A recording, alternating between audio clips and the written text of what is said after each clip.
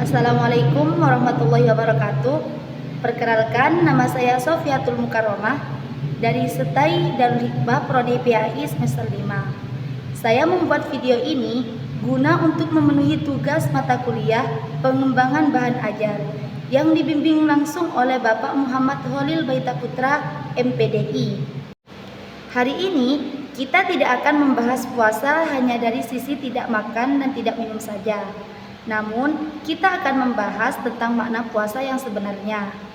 Puasa bukan hanya ibadah menahan perut, tetapi latihan menahan diri, memperbaiki sikap, dan membentuk akhlak kita sehari-hari.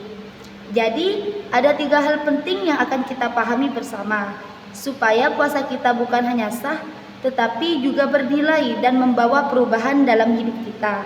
Mari kita simak dan pahami bersama dengan baik. Baik, langsung saja kepada pembahasan. Yang pertama yakni puasa adalah menahan diri secara menyeluruh. Banyak orang mengira puasa itu hanya soal tidak makan dan tidak minum. Padahal puasa jauh lebih luas dari itu. Puasa itu artinya menahan diri. Jadi bukan hanya perut yang berpuasa, tapi juga mulut kita, emosi kita, dan sikap kita.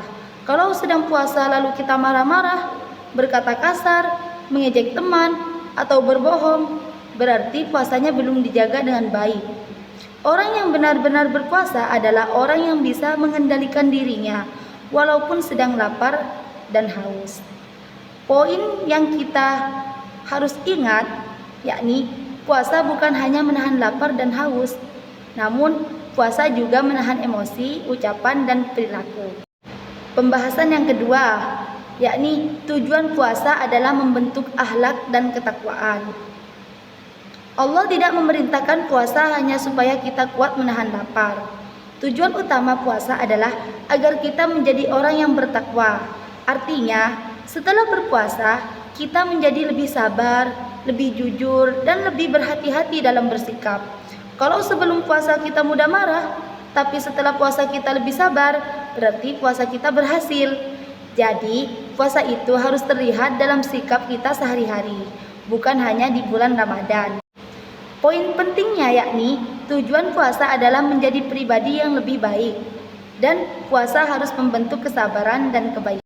Pembahasan yang terakhir yakni puasa harus terlihat dalam perilaku sehari-hari.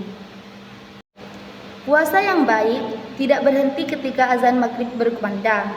Puasa yang baik justru terlihat setelah itu. Apakah kita menjadi lebih sopan? Apakah kita lebih menghargai orang lain? Apakah kita lebih peduli dan suka menolong? Kalau setelah puasa sikap kita tetap sama, berarti kita perlu memperbaiki cara kita berpuasa. Jadi ingat, puasa bukan hanya ibadah tahunan, tapi latihan agar kita menjadi pribadi yang lebih baik setiap hari. Inti poin dari pembahasan yang terakhir yakni puasa tidak berhenti saat azan maghrib, dan dampak puasa harus terlihat dalam kehidupan sehari-hari. Jadi, yang perlu kita ingat dari pembahasan tadi yakni 3 hal ini. Puasa itu menahan diri, puasa bertujuan membentuk akhlak, dan puasa harus terlihat dalam perilaku kita sehari-hari. Kalau 3 hal ini sudah kita pahami dan kita jalankan, insya Allah puasa kita bernilai ibadah dan penuh